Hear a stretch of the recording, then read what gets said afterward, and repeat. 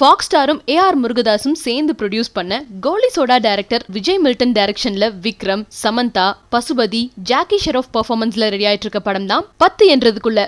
கோலி soda மாதிரி ஒரு டெப்தான படத்தை எடுத்த விஜய் மில்டன் விக்ரம வச்சு 10 என்றதுக்குள்ள என்ன எடுப்பாருன்னு பார்த்தா ஒரு பக்கா கமர்ஷியல் படத்தை ரெடி பண்ணிருக்காருன்னு ட்ரைலர்லயே சொல்லியிருக்காரு.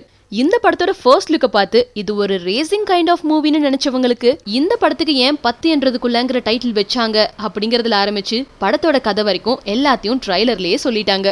சென்னையில ஒரு டிரைவிங் ஸ்கூல் நடத்துற பெஸ்ட் டிரைவர் விக்ரம் எந்த விஷயத்த பண்ணாலும் 10 என்றதுக்குள்ள முடிச்சிருவாரு. அங்க ஸ்டூடெண்டா சேர்ற உலகத்திலேயே ஒரு மோசமான டிரைவர் நம்ம சமந்தா. இந்த பொண்ணுக்கு டிரைவிங் சொல்லி கொடுக்க போய் என்ன மாதிரி பிரச்சனையில மாற்றுறாருங்கிறது தான் இந்த படத்தோட கதை. ஸ்டோரி சென்னையில ஆரம்பிச்சு சைனா வரைக்கும் டிராவல் ஆகும் போல. இன்ஃபேக்ட் வில்லனையே விக்ரம் அங்கதான் மீட் பண்றாரு. ட்ரைலர்ல சமந்தாவை பார்த்த வரைக்கும் நஸ்ரியாவை நிறையவே ஞாபகப்படுத்துறாங்க. பட் இமானோட மியூசிக் சொல்லிக்கிற மாதிரி இல்ல. 10 மடங்கு extra fun, action, thriller, romance, என்டர்டைன்மெண்ட்னு இது ஒரு பக்கா கமர்ஷியல் மூவியா இருக்க போதுங்கிறத ட்ரைலர்லயே சொல்லிட்டாரு விஜய் மில்டன்.